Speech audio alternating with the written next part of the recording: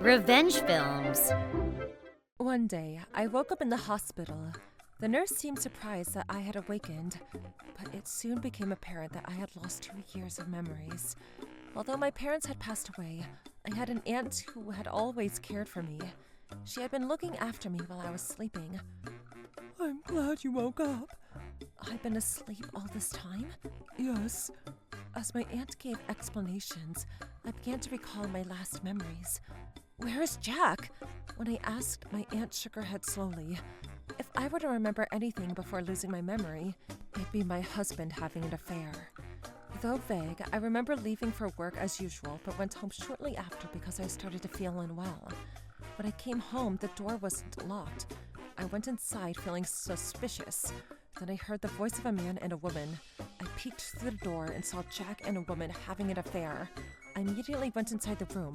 Who are you? What are you doing with my husband? I grabbed her as I said it, but Jack acted as if he was defending the woman, not me. What the hell are you doing? Stop it! That's my line. What the hell are you doing? Jack didn't even try to be sorry and instead said, I was having an affair because you were so boring. I have no intention of continuing our marriage any longer, so let's get divorced. I think it's about time. What? This is no joke. My blood boiled with anger, but my husband and his mistress left the house regardless. Left alone, I couldn't believe what had happened and sat there stunned in silence all night. The next day, my husband and his mistress returned home and handed me the divorce papers. Here, sign it. Absolutely not. I refuse. Watching us arguing, the mistress chimed in. How stubborn. He loves me, not you. It's pathetic how you cling on to him. Enraged by her words, I grabbed at her. How can you say that when you're the one having an affair? After that, I had no memory. When I asked my aunt where my husband was, she slowly revealed the truth to me. You and Jack got divorced. No, I don't remember any of that. Your memory might be confused, but Jack said that you agreed to the divorce. During the divorce proceedings, you injured Jack's eye, causing him to go blind. As a result, you didn't receive any compensation for his affair.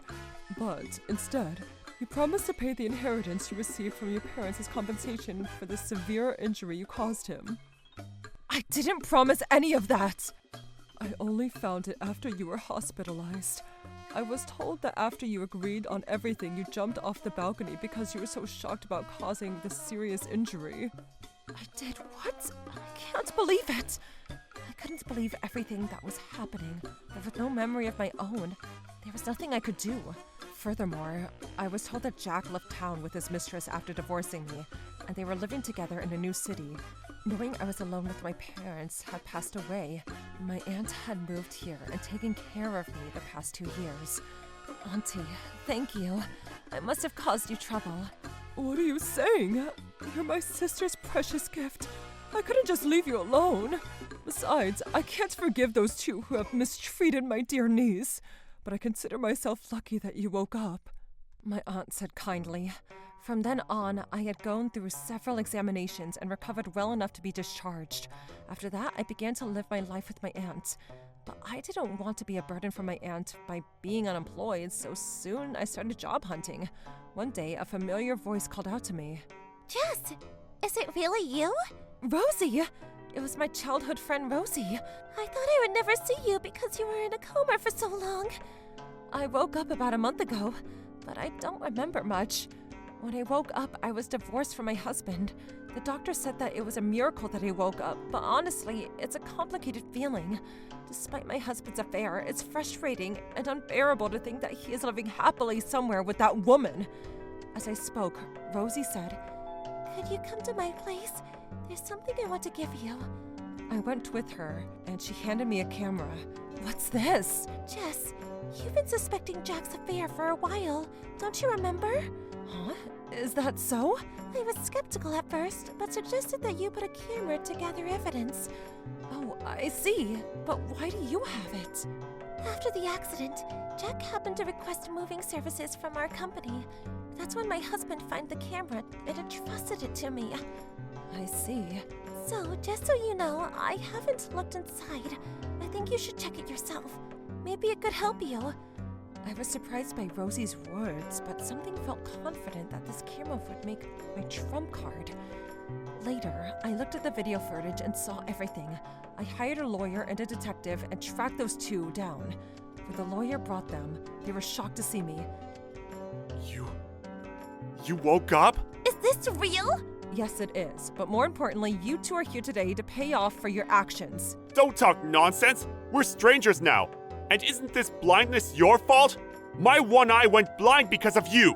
Before you even start complaining, why don't you take a look at this footage? Even with your clouded vision, you could be able to see it. Then I showed them the footage extracted from the camera. My aunt told me that I blinded your eye. But was that really the case? It looks like the mistress here was trying to hit me with a vase. But it hit the corner and the shard pierced you, doesn't it? Why do you have this footage?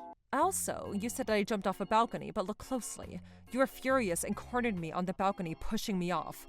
The faces of the two as they watched the footage turned pale. Even though I remember nothing, I happened to discuss your affair with my friend before knowing everything happened. Hence, my friend knew about your affair and the camera. You, knowing nothing, coincidentally hired a moving company run by my friend, and her husband found the camera and kept it safe from me. Damn it! Hey, what's going to happen to us now, Jack? What's going to happen?